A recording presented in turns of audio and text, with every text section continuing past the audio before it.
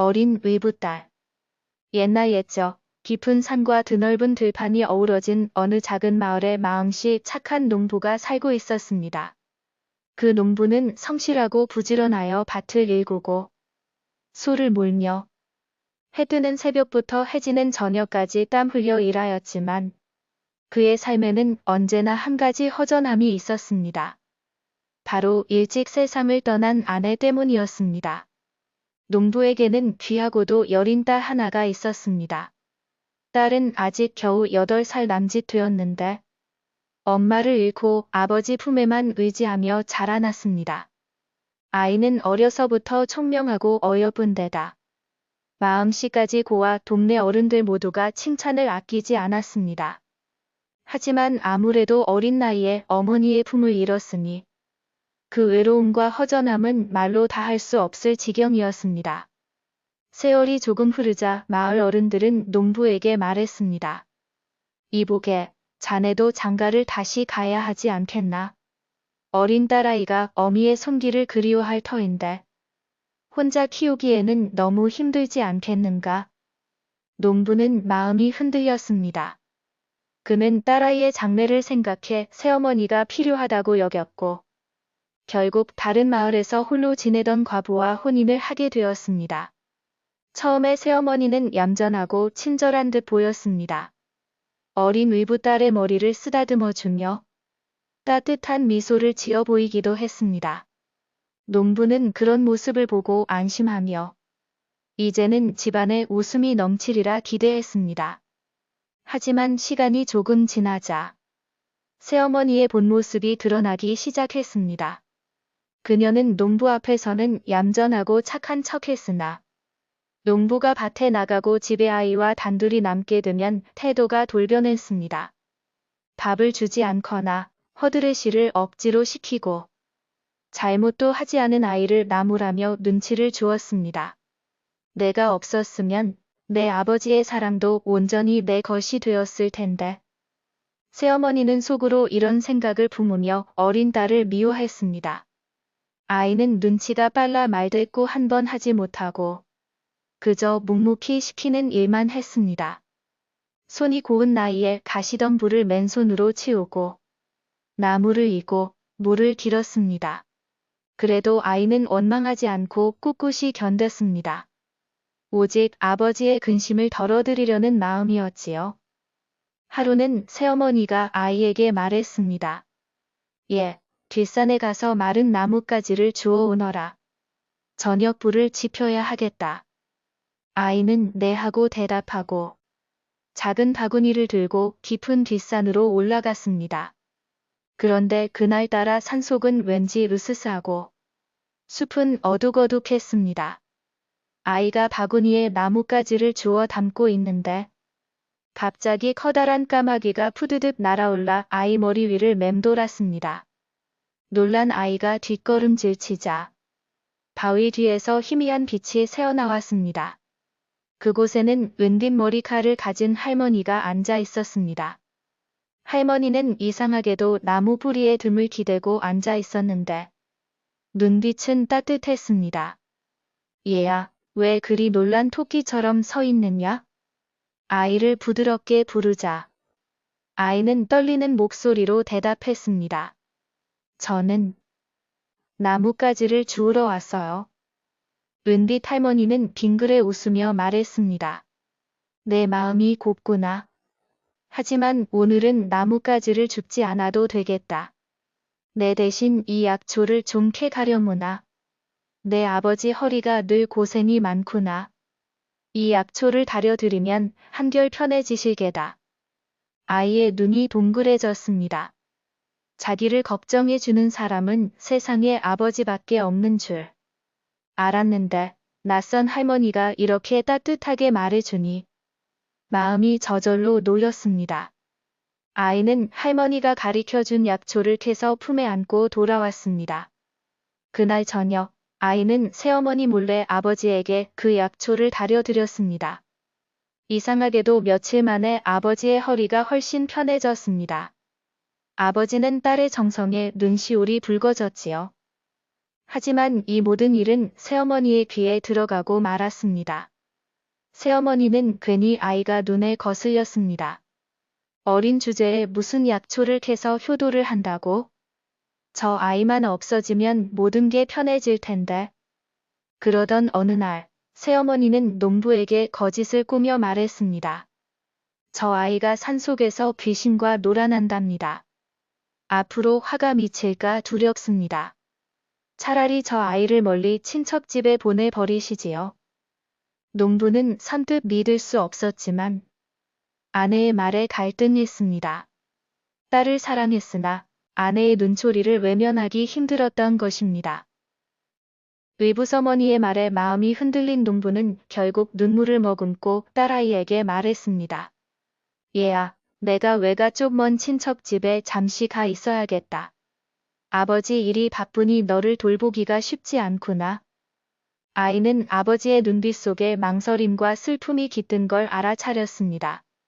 하지만 아버지를 더 곤란하게 하고 싶지 않았습니다. 네, 아버지. 저는 괜찮아요. 어디에 있든 아버지 딸이니까요. 그렇게 아이는 작은 보따리를 들고 길을 떠나게 되었습니다.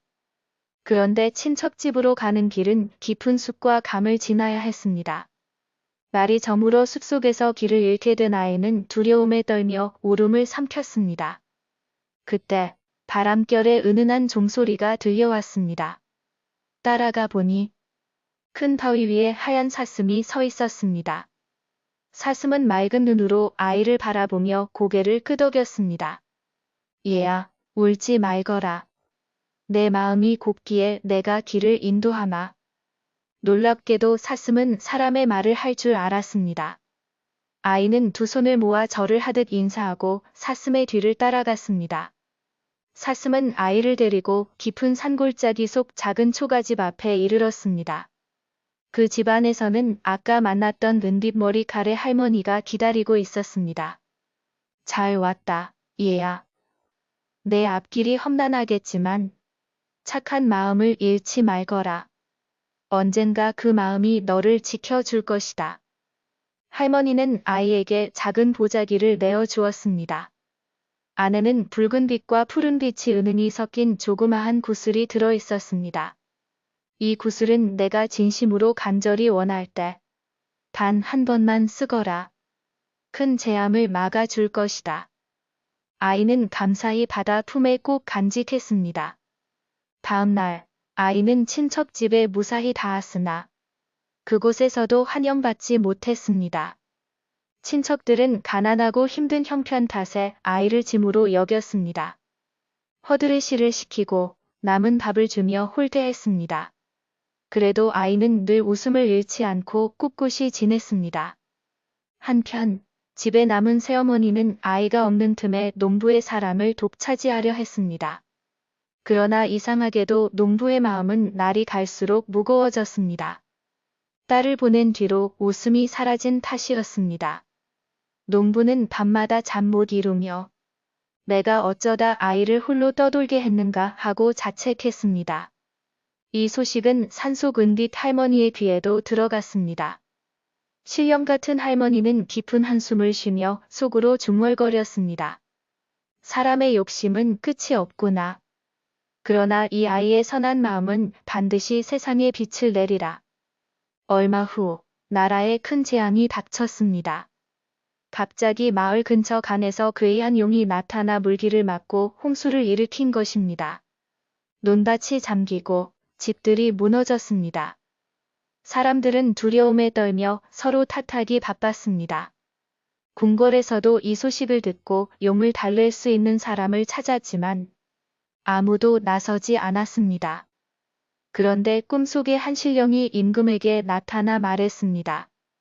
착하고 여린 마음을 지닌 소녀가 있으니 그 아이만이 용의 노여움을 풀 것이다. 마침 그 아이가 바로 농부의 딸이었습니다.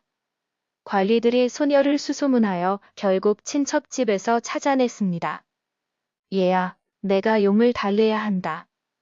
아이는 두려웠지만 마음속에서 은빛 할머니와 하얀 사슴의 목소리가 들려오는 듯 했습니다. 두려워하지 마라. 내 진심이 너를 지켜주리라. 아이는 품속에 작은 구슬을 꺼내 들고 강가로 나아갔습니다. 용이 커다란 몸을 뒤틀며 물살을 가르자 사람들은 놀라 뒷걸음질 쳤습니다. 그러나 소녀는 두 손을 모아 간절히 기도했습니다. 부디 이 땅과 사람들을 용서해 주세요. 저를 대신 데려가셔도 좋습니다. 다만 죄 없는 백성들을 살려주세요. 그 순간 구슬이 환히 빛나더니 하늘로 솟구쳤습니다. 구슬의 빛은 용을 감싸 안으며 서서히 그 분노를 가라앉혔습니다. 이윽고 용은 눈을 감고 깊은 강물 속으로 사라졌습니다. 홍수는 거짓말처럼 멎고 사람들은 기뻐서 환호했습니다. 임금은 소녀를 궁궐로 불러 크게 칭찬하고 상을 내렸습니다. 그러나 소녀는 고개를 저으며 말했습니다. 저는 아무것도 바라지 않습니다. 다만 아버지 곁에서 조용히 살기를 원합니다. 이 소식은 농부와 새어머니에게도 전해졌습니다. 농부는 부끄러움에 눈물을 흘리며 곧장 달려가 딸을 품에 안았습니다. 얘야, 너를 홀로 떠나게 한 아비를 용서하거라. 하지만 새어머니는 마음이 편치 않았습니다. 사람들 모두가 소녀를 칭송하자 그녀의 질투심은 더 깊어졌습니다. 저 아이가 결국 나를 무색하게 만드는구나. 소녀가 용의 분노를 잠재우고 나라를 구한 뒤 마을은 크게 떠들썩했습니다. 사람들은 모두 소녀의 이름을 칭송했고 임금조차 소녀의 다정함과 용기를 높이 사상을 내렸습니다. 하지만 새어머니는 이 소식을 듣고 질투심에 휩싸였습니다. 그깟 계집아이가 감히 나라의 영웅이 되다니. 내가 내쫓았는데.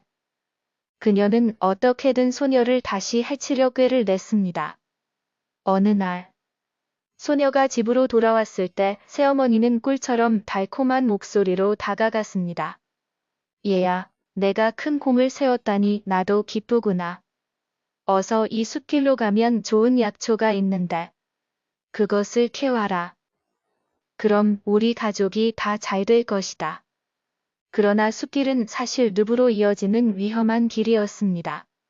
새어머니는 속으로 이번에는 확실히 없애고 말리라 다짐했습니다. 소녀는 잠시 망설였지만 품속의 은빛 구슬 자리를 떠올리며 고개를 저었습니다. 구슬은 이미 용을 달랠 때 사라졌지만 마음속에는 은빛 할머니의 말씀이 남아 있었습니다. 내가 선한 마음을 잃지 않는다면 그 마음 자체가 너를 지켜주리라. 소녀는 공손히 새어머니에게 절을 올리며 말했습니다. 어머니, 저는 그 길로 가지 않겠습니다. 저는 이제 더 이상 속이지도 속아 넘어가지도 않으려 합니다. 그 순간 하늘에서 먹구름이 몰려들더니 천둥 소리가 크게 울렸습니다. 마치 산신이 진노하는 듯 했습니다. 새어머니는 겁에 질려 달아나려 했지만 발이 늪에 빠져나오지 못했습니다. 사람들은 숲에서 들려온 비명소리에 달려갔으나 이미 새어머니는 늪 속으로 사라진 뒤였습니다. 마을 사람들은 입을 모아 말했습니다. 탐욕과 질투는 결국 제 무덤을 파는구나. 그 뒤로 소녀는 아버지와 함께 조용히 살아갔습니다. 아버지는 매일 딸을 보며 눈물을 흘렸습니다. 얘야, 아비가 너를 홀로 떠돌게 한 죄를 죽을 때까지 잊지 못하리라. 그러나 소녀는 고개를 저으며 웃었습니다. 아버지, 저는 괜찮습니다. 어릴 적에는 힘들었지만 그 덕분에 세상의 선함과 악함을 모두 알게 되었는거려. 그 후 소녀는 자라서도 늘 이웃을 도왔습니다. 배고픈 이를 보면 음식을 나누고 아픈 이를 보면 간호했지요. 사람들은 소녀를 다정한 아가씨라 불렀습니다. 세월이 흘러 소녀는 가정을 꾸리고 아이들을 낳았습니다. 그녀는 언제나 아이들에게 이렇게 가르쳤습니다.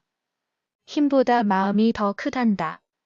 다정함은 보이지 않지만 세상에서 가장 강한 힘이란다. 마을 사람들은 소녀의 삶을 전하며 자녀들에게 귀감으로 삼았답니다. 그리하여 이 이야기는 오래도록 전해졌습니다. 들어주셔서 감사합니다. 구독, 좋아요 부탁합니다.